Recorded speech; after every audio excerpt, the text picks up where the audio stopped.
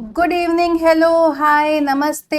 मैं आपकी हिंदी की अध्यापिका सुनीता मैम पंडित ट्यूटर में आपका फिर से स्वागत करती है। क्या हाल चाल है बच्चे लोग? आई होप आप लोग खुश होंगे, मजे में होंगे, मौज में होंगे, है कि नहीं? छोटे बच्चों की यही जिंदगी रहती है। वैसे कभी आप लोग जू गए हैं? जू में आप लोगों ने कभी बाघ देखा है? टाइगर? हाँ, क्या है वो, उसका फेस ऐसा ही होता है, गुस्सैल? मुझे तो नहीं लगता। हाँ, उसको देख के डर जरूर लगता है ना? वैसे जब से लेकर के जो है कोविड हुआ था, मुझे नहीं, दुनिया में जब सबको कोविड छा गया था, तब कई जगह पर सुनने में आया था कि कई जंगली जानवर हैं वो सड़क पर आने लगे थे, दिखते थे। कई वीडियोस भी देखे। तो ऐसे ही एक बच्चा है, जो दो बच्चे हैं, अपने घर वालों को आगाह कर रहे हैं, उनको चेता रहे हैं, उनको समझा रहे हैं कि बाघ आ सकता है। वो लोग ऐसे समझा रहे हैं जैसे कि बाघ सचमुच उन लोगों ने देखा हो, इस तरह से। लेकिन ये है एक कविता, जो कविता के रूप में बच्चे आपस में बात कर रहे हैं, बड़ों को समझा रहे हैं, आगाह कर रहे हैं। यही आज की जो कविता है, बड़ी ही सुंदर सी कविता है। किस तरह से लिखी गई है आज हम लोग देखेंगे।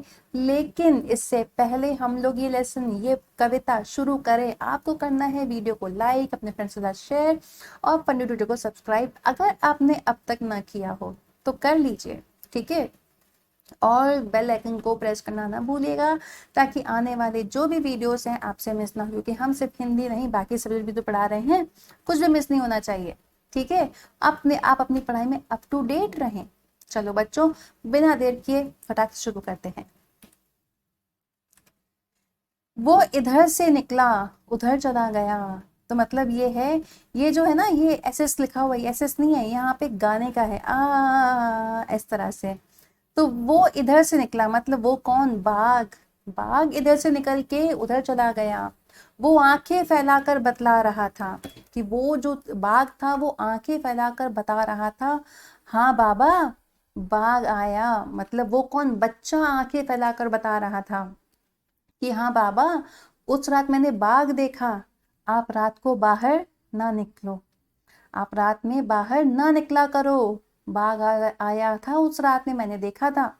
जाने कब बाघ फिर से आ जाए। तो बच्चा अपने पापा से बोल रहा है, अपने पिताजी से बोल रहा है कि आप बाहर मत निकला करो, पता नहीं फिर वो कब आ जाए। हाँ, वो ही जो उस झरने के पास रहता है। तो बच्चा कह रहे हैं, हाँ वही बाघ जो उस झरने के पास रहता है। वहां अपने दिन के वक्त गए थे ना एक रोज। तो बोला कि आप एक दिन वहां उस झरने के पास एक दिन गए थे ना आप? अपने पिताजी से पूछ रहा है। बाघ उधर ही तो रहता है, बाघ जो है वो उधर ही तो रहता है जहां झरने के पास एक दिन आप गए थे। बाबा, उसके दो बच्चे हैं, उस बाघ के दो बच्चे हैं। बाघिन सारा दिन पहरा देती है। बाघ या तो सोता है या बच्चों से खेलता है। दूसरा बालक बोला, तो यहाँ पे दो बच्चे हैं, ठीक है? एक का नाम बेटू है जो पहला बोल रहा है, दूसरा है छोटू, ठीक है? दूसरा बालक बोला, बाघ कहीं काम नहीं करता। बाघ तो कहीं काम ही नहीं करता, कहीं कोई नौकरी ही नहीं करता, ना किसी दफ्तर में, ना तो वो किसी ऑफिस में जाता है और ना किसी कॉलेज में। छोटू बोला, स्कूल में भी नहीं, कि ये तो स्कूल में भी नहीं जाता है। 5 साला बेटू, यहाँ पे साला कोई गाली नहीं है, मतलब 5 साल का बेटू ने, ठीक है? 5 साल के बेटू ने हमें फिर से आगाह किया, बेटू लड़के ने फिर से आगाह किया। अब रात को बाहर होकर बाथरूम न जाना, कि अब रात को बाथरूम के लिए भी आप बाहर नहीं जाना, ठीक है? अब ऐसा होता है ना, हम लोग भी डर जाते तो हम लोग भी ऐसे करते हैं, चाहे कुछ भी हो जाए, बाथरूम पकड़े रहते हैं, जाते नहीं है भाई बाहर, हमें तो बहुत डर लगता है। इसी तरह से तो चलो बच्चों, कविता का भावार्थ समझते हैं। वो इधर से निकला उधर चला गया, वो आंखें फैलाकर बतला रहा था, हाँ बाबा, बाघ आया उस रात। आप रात को बाहर ना निकलो, जाने कब बाघ फिर से आ जाए। हाँ, वो ही जो उस झरने के पास रहता है। वहां अपन दिन के वक्त गए थे ना एक रोज, यानी कि हम लोग। बाघ उधर ही तो रहता है। बाबा, उसके दो बच्चे हैं। बाघिन सारा दिन पहरा देती है। बाघ या तो सोता है या बच्चों से खेलता है। तो क्या बोल रहा है बच्चा? वो इधर से निकला और उधर चला गया। और बच्चा बच्चा जो है वो आंखें फैलाकर बतला, बाबा बाघ आया उस रात, अब आप रात को बाहर नहीं निकला करो, पता नहीं फिर से आ गया तो। मैंने वो वही तो है जो रहता है वहां झरने के पास। वहां अपन दिन के वक्त गए थे ना एक दिन, तो कह रहे कि आपको याद है हम लोग एक दिन झरने के पास गए थे, याद है? बाघ उधर ही तो रहता है। तो कह रहे मैंने वहीं पर देखा था बाघ को, उसके दो बच्चे हैं और जो बाघिन है वो सारा दिन पहरा देती है। और बाघ या तो सोता है या फिर बच्चे से खेलता है, उसको कोई काम ही नहीं है। तो प्रसंग कैसे लिखेंगे? प्रस्तुत पंक्तियां हमारी पाठ्य पुस्तक रिमझिम भाग 5 में संकलित कविता बाघ आया उस रात से ली गई हैं। इसके रचयिता हैं नागार्जुन। ठीक है, अब देखो अर्थ क्या है। एक बच्चा दूसरे बच्चे को आंखें फैलाकर बता रहा है कि बाघ इधर से निकला था और उधर चला गया। उसने अपने बाबा से कहा, बाघ उस रात को आया था, अतः आप बाहर नहीं निकलना। वह कभी भी समय, किसी भी समय आ सकता है, किसी भी समय कभी भी आ सकता है। वह बाघ झरने के पास रहता है। जब मैं दिन के समय वहां गया था तो बाघ को उधर देखा था। उसके दो बच्चे, बाघिन पूरा दिन पहरा देती है और जो बाघ है या तो सोता रहता है या बच्चे के साथ खेलता रहता है। तो बच्चों, इसी से ही मेरा आपसे कुछ प्रश्न है। पहला प्रश्न, बाघ कहाँ रहता है?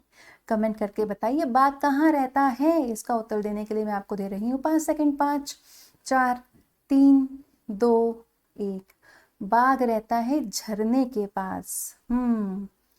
और उसके कितने बच्चे हैं? बाघ के कितने बच्चे हैं? कमेंट करके बताइए। इसका उत्तर देने के लिए मैं आपको दे रही हूँ 5 सेकंड। 5 4 3 2 1। दो बच्चे हैं। तो जो है बाघिन पूरा दिन क्या करती है?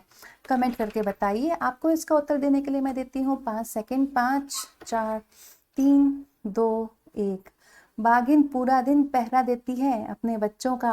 हाँ, और बाघ क्या करता है फिर? अगर बाघिन पूरा दिन पहरा देती है तो बाघ क्या करता है? कमेंट करके बताइए। इसका उत्तर देने के लिए मैं आपको दे रही हूँ 5 सेकंड। 5 4 3 2 1। बाघ या तो सोता है या बच्चों के साथ खेलता है। दूसरा बालक बोला, बाघ कहीं काम नहीं करता, ना किसी दफ्तर में ना कॉलेज में। छोटू बोला, स्कूल में भी नहीं। तो दूसरा बालक क्या बोलता है? बाघ तो कहीं काम भी नहीं करता है, ना किसी दफ्तर में काम करता है, ना कॉलेज जाता है। छोटू फिर बोलता है, स्कूल में भी नहीं जाता ये तो। 5 साल के बेटू जो लड़के का नाम है, उसने सबको फिर से अवेयर किया, सबको आगाह किया कि अब रात को बाहर होकर बाथरूम न जाना, कि बाथरूम जाने के लिए भी बाहर मत निकलना। प्रसंग कैसे लिखेंगे? प्रस्तुत पंक्तियां हमारी पाठ्य पुस्तक रिमझिम भाग 5 में संकलित कविता बाघ आया उस रात से ली गई हैं। इसके रचयिता हैं नागार्जुन। ठीक है, अब इसका अर्थ समझो, भावार्थ समझो। बाघ के बारे में दूसरा बालक जो छोटू है, उसका नाम छोटू है, वो कहता है वो कोई काम नहीं करता है। यानी कि बाघ वह कोई काम नहीं करता है, ना किसी ऑफिस में जाता है ना किसी कॉलेज में, वह तो स्कूल में भी नहीं जाता है। 5 साल का बेटू फिर से हम सबको सावधान करते हुए कहता है, आप रात को बाहर होकर बाथरूम मत जाना। क्यों? क्योंकि हो सकता है बाघ आ जाए। डर लग रहा है ना? आप भी बाहर मत निकलना। हाँ, तो एशियाई शेर के लिए मीठी गोलियां होती हैं, ये लेसन में आगे ही बताया गया। घाघस एक एशियाई शेर चिकित्सा की दुनिया का एक जीता जागता चमत्कार बन गया है। बचने की कोई उम्मीद न होने पर भी आज वह जिंदा है और पहले की ही तरह गरजता है। मतलब वो बीच में बीमार पड़ गया था, उसकी स्थिति बहुत गंभीर हो गई थी, ठीक है ना? तो लेकिन मतलब चिकित्सा की दुनिया में, यानी कि ट्रीटमेंट के वर्ल्ड में वो एक तरह से चमत्कार बना। वो आज, उसके बीच में कुछ टाइम तक तबीयत खराब थी, मरने जैसी उसकी हालत हो गई थी। लेकिन आज वो पहले की ही तरह ताकतवर है, गरजता है। गरजता यानी कि वो उसकी जो दहाड़ है।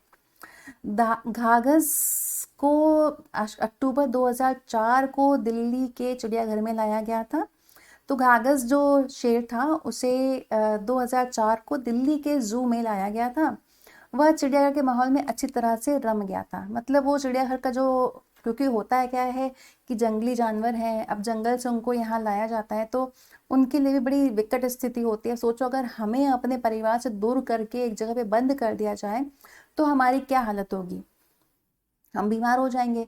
लेकिन ये जानवरों की वाकई में जो है हिम्मत है कि वो लोग अकेले रहने को राजी हो जाते हैं, ठीक है। और वो वहां पे रम भी गया घाघस। 15 मार्च को उसने रोज की तरह अपना खाना पूरा नहीं खाया। अब 15 मार्च से उसकी तबीयत में कुछ बदलाव दिखा गया कि 15 मार्च को उसने, जैसे रोज वो अपना खाना खाता था, उसने पूरा खाना नहीं खाया। चिड़ियाघर के डॉक्टरों ने इस बात पर ध्यान देते हुए उसे 3 दिन तक लगातार सुई लगाई, इंजेक्शन, जिससे हम सबको डर लगता है। मुझे तो बहुत डर लगता है, इतनी बड़ी होने के बाद भी मुझे डर लगता है। तो चिड़ियाघर के डॉक्टरों ने बड़ा ध्यान दिया उसका, इस बात का कि भाई खाना नहीं खा रहा है, 3 दिन तक उसको जो दवाई के इंजेक्शन लगते हैं वो दिया। पर इससे उसे कोई फायदा ना हुआ, उसे कोई फायदा नहीं हुआ। अब तो उसने खाना खाना एकदम छोड़ ही दिया था, मुंह से लार भी बहनी लगी थी। तो मतलब अब उसने खाना खाना बिल्कुल छोड़ दिया था, खाना नहीं खाता था, मुंह से लार बहने लगी थी। मतलब ये कि क्योंकि जबड़ा जो है उसमें ताकत नहीं बची थी, वो जबड़े को अपने पकड़ के रखे, तो जो मुंह में जो लार थी वो बहने लगी थी, है ना। तो वो कंट्रोल नहीं कर पा रहा था, हालांकि उसको भूख नहीं लग रही थी, खाना नहीं खा रहा था वो। तो बच्चों, दिल्ली के चिड़ियाघर में कौन से महीने में और कौन से बोलते हैं कि सन में, वर्ष में घाघस को दिल्ली के चिड़ियाघर में लाया गया? कमेंट करके बताइए इसका उत्तर देने के लिए मैं आपको दे रही हूँ 5 सेकंड। 5, 4, 3, 2, 1। अक्टूबर 2004 को। और वो कौन सी तारीख है जिस दिन से उसने खाना खाना छोड़ दिया, खाना नहीं खाया था? चलो, कौन सी तारीख है, कौन सी डेट है, कमेंट करके बताइए। इसका उत्तर देने के लिए मैं आपको दे रही हूँ 5 सेकंड। 5, 4, 3, 2, 1। 15 मार्च को। और उसको ठीक करने के लिए डॉक्टरों ने कितने दिन तक उसे इंजेक्शन दिए? कमेंट करके बताइए। इसका उत्तर देने के लिए मैं आपको दे रही हूँ 5 सेकंड। 5, 4, 3, 2, 1। 3 दिन तक उसे इंजेक्शन दिए, लेकिन फिर भी उसे कोई फायदा नहीं पड़ा। अब तक वो पूरा खाना खाना छोड़ चुका था और उसके मुंह से लार बहने लगी थी। क्यों? क्योंकि कुछ खा नहीं रहा था, तो ताकत नहीं थी कि अपने जबड़ों को वो संभाल सके, इसलिए उसके मुंह से लार बहने लगी थी।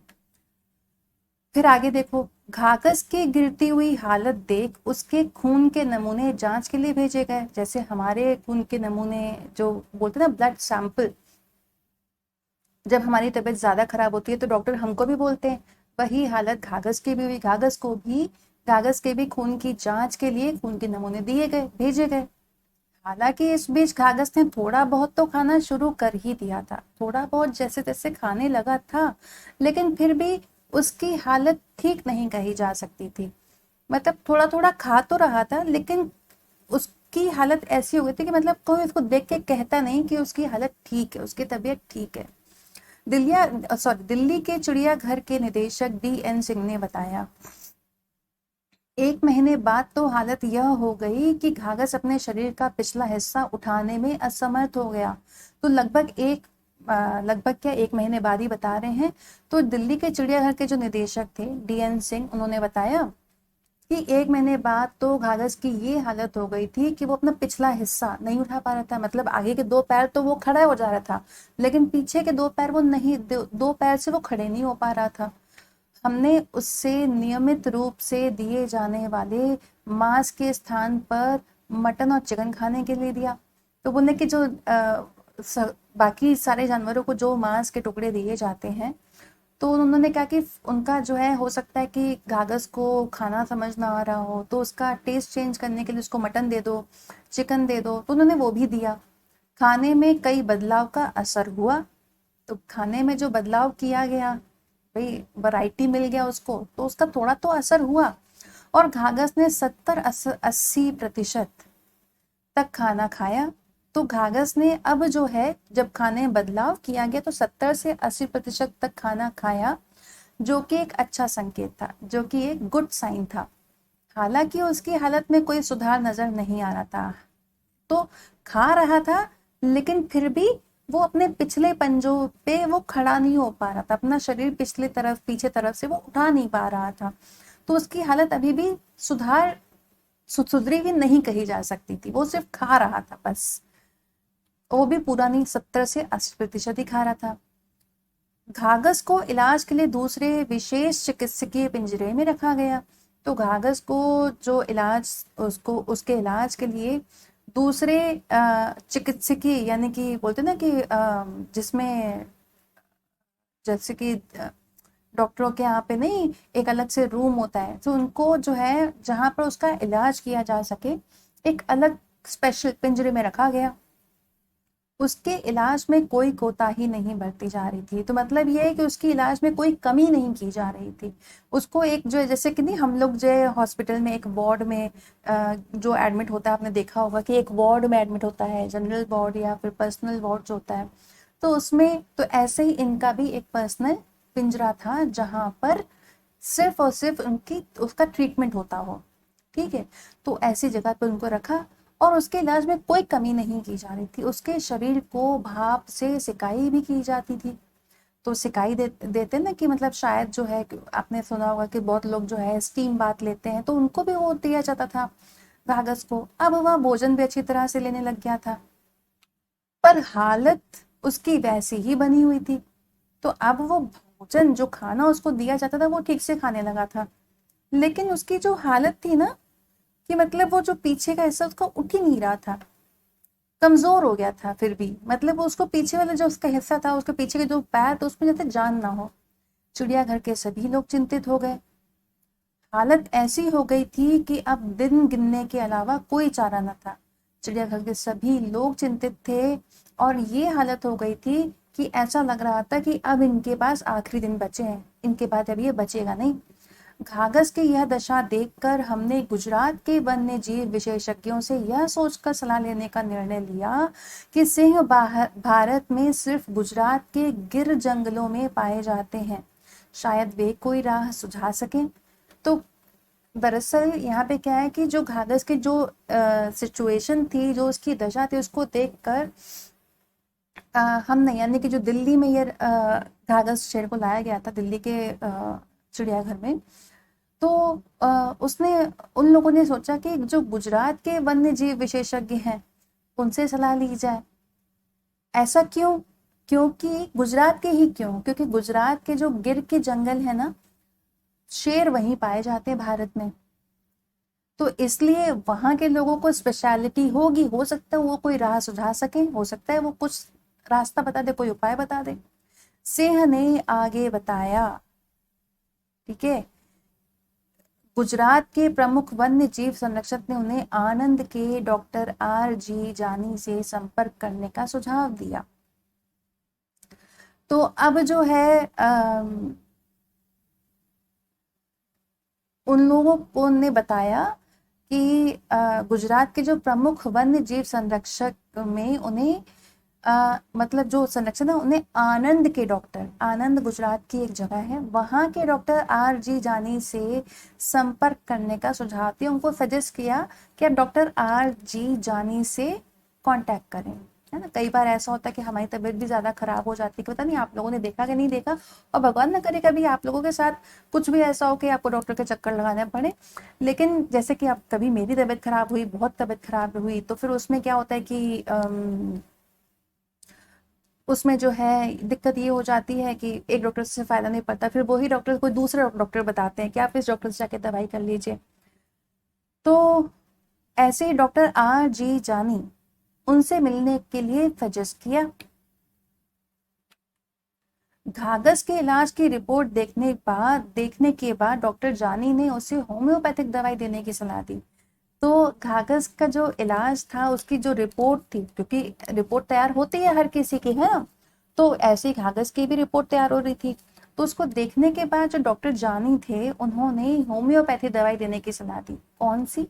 होम्योपैथी, एलोपैथी नहीं, होम्योपैथी इलाज शुरू होने के 2 माह के भीतर ही घाघस की हालत सुधरनी शुरू हो गई। तो 2 महीने लगे घाघस को, वो जो उसका इलाज शुरू हुआ उसकी हालत अब सुधरने लगी थी 2 महीने के बाद के अंदर ही। और अब वह अपने पैरों पर खड़ा हो पा रहा था, वो अपने पैरों पर खड़ा हो पा रहा था। यह बात 3 अगस्त, यानी कि पूरे 6 माह वह तकलीफ में रहा। तो यह बात है 3 अगस्त की, यानी कि इसका मतलब क्या हुआ कि वो पूरे 6 माह 6 महीने तक तकलीफ में रहा। बीमारी की वजह से वो बहुत कमजोर हो गया है, पर हालत में अभी सुधार है। तो बीमारी की जो उसकी हालत थी उसकी वजह से वो थोड़ा सा कमजोर तो हो गया है, लेकिन उसकी हालत में फिलहाल के लिए सुधार तो दिख रहा है। तो जो जानी डॉक्टर जानी थे, जी जानी, उन्होंने घाघस के इलाज के लिए कौन सी दवाई देने की सलाह दी? कमेंट करके बताइए। इसका उत्तर देने के लिए मैं आपको दे रही हूँ 5 सेकंड। 5, 4, 3, 2, 1। होम्योपैथी दवाई। Very good. और कितने महीने के अंदर ही घाघस की हालत सुधरने लगी, वो भी मुझे कमेंट करके बताइए। इसका उत्तर देने के लिए मैं आपको दे रही हूँ 5 सेकंड। 5, 4, 3, 2, 1। 2 माह। तो लगभग लगभग कितने महीने तक वह तकलीफ में रहा? कमेंट करके बताइए। इसका उत्तर देने के लिए मैं आपको दे रही हूँ 5 सेकंड। 5, 4, 3, 2, 1। लगभग पूरे के पूरे 6 महीने वो तकलीफ में रहा। अब वो कमजोर तो हो गया था बीमारी की वजह से, लेकिन उसकी हालत में सुधार है। तो बच्चों, आज जो हमने लेसन पढ़ा, जिसमें पहले शेर की कविता थी, बाघ आया, उसके बाद हमने घाघस शेर के बारे में कुछ पढ़ा। आई होप आप लोगों को जो आज पढ़ाया कि वो आपको समझ में आया होगा, अच्छा लगा होगा। अगर किसी चीज़ में डाउट है तो आप मुझसे कमेंट करके बेशक पूछ सकते हैं, मैं आपकी डाउट्स अगले वीडियो में क्लियर कर दूंगी। ठीक है बच्चों, आज के लिए इतना ही। इससे पहले कि मैं आज का सेशन खत्म करूं, कर ले आप मेरे इस वीडियो को लाइक कर लीजिए, अपने फ्रेंड्स के साथ शेयर कर लीजिए और अपने यूट्यूब को सब्सक्राइब कर लीजिए। ठीक है बच्चों, अगर आपको मुझसे 1-to-1 ट्यूशन चाहिए तो उसके लिए नीचे डिस्क्रिप्शन में दिए गए कॉन्टैक्ट्स पर आप कॉन्टैक्ट कर सकते हैं, मेरे बारे में पूछ सकते हैं। वहीं से आपको राह मिलेगी मुझ तक मिलने की। ठीक है बच्चों, मिलेंगे अब कल नए टॉपिक के साथ में। तब तक आप लोग अपना ध्यान रखिएगा। Bye bye, take care.